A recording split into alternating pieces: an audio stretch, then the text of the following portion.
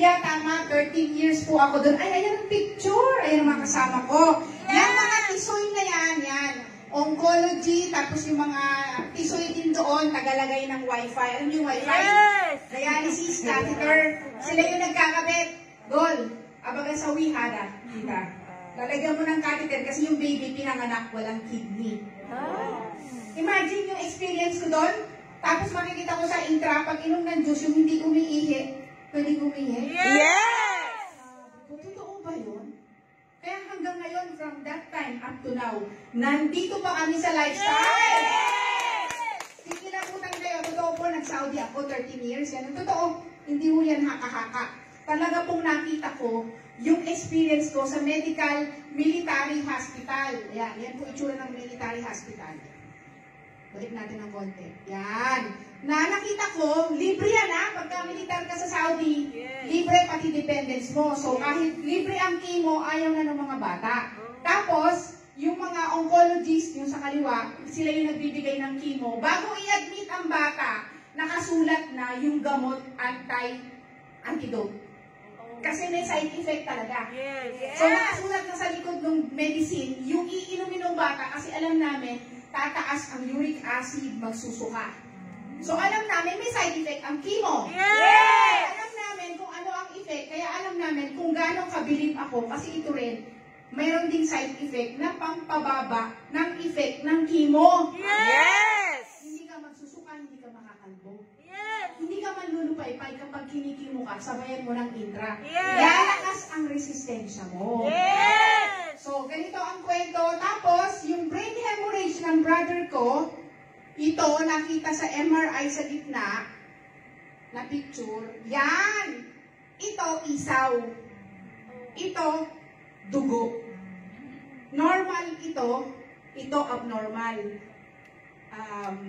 Sino yung namatay? Nag-brain hemorrhage? Isabel Granada.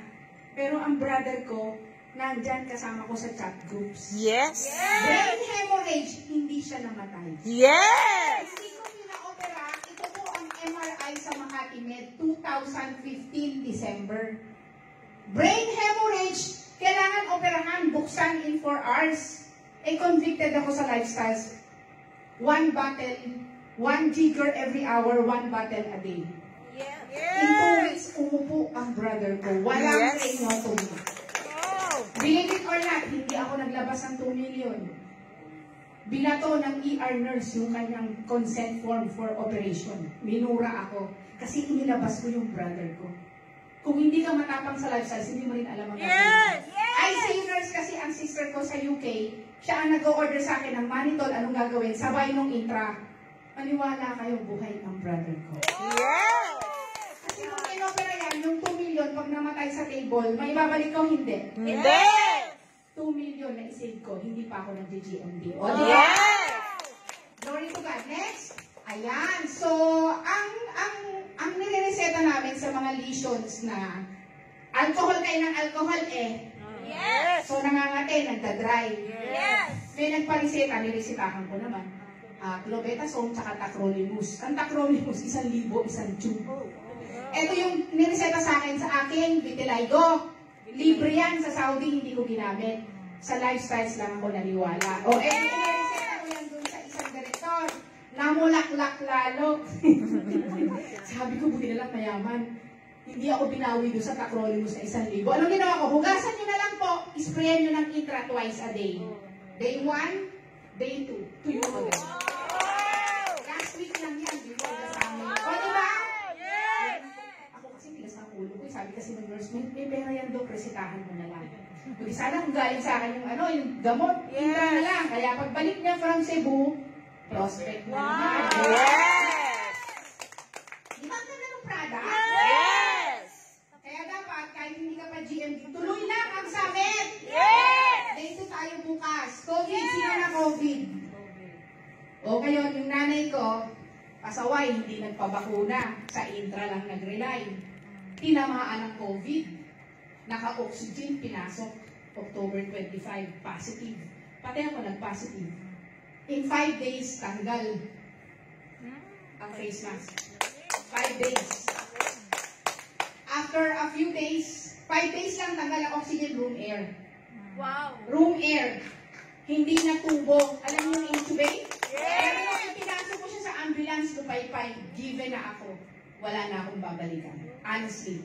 Binigay ko na kay Lord. Kaso bumalik ang nanay ko. Yes! Next slide. Room air. Nakasamit pa kami noon, Roar. Naka-admit, nagsasamit. Walang challenge sa lifestyles. Yes! Tuloy ang trial, tuloy ang training. Naka-admit na ang nanay ko, hindi ko alam kung bibigay o hindi. Tuloy ang summit. Kala nyo nagsasamit ako niya, pero yung nanay ko nandun agaw buhay sa loob ng ospital.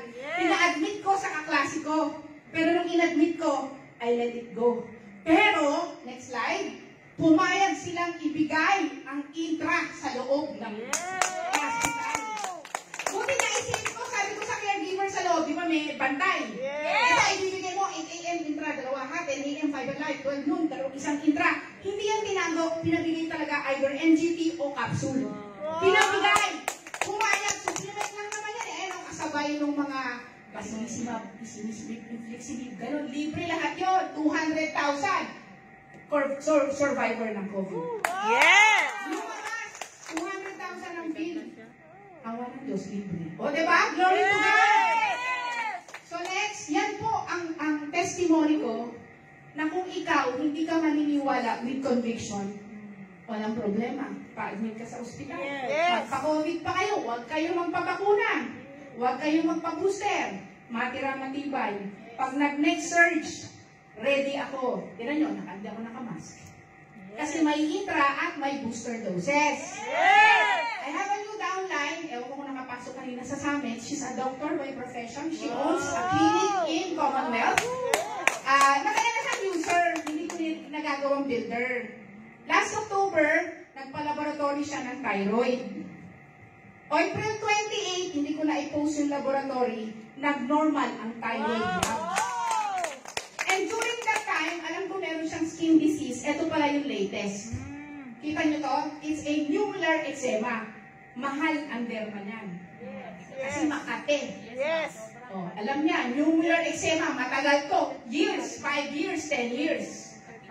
Ano ang ginawa niya? Mega doses dahil sa thyroid problem. Ano nangyari? After?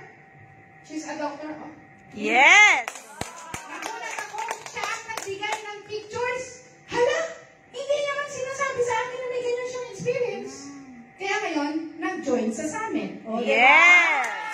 Glory to God. Your leaders will come when you are ready. Yes! Tapos na po ang speech ko, joke. Sa testimony pa lang, that's why my sister is a British NHS nurse in UK. She's a practicing ICU nurse na gusto na rin mag-resign. Ito ang gusto niya. Yes! 300,000 ang income. My God! Para kitain mo yun, 5 ICU patients ang hawak mo during COVID. Kaya mo yun, naka-dialysis? 1:1 bago mag-COVID. Nung nag-COVID, wala nang nurse, 5 ang hawak niya. Maria Jose, hindi ko alam.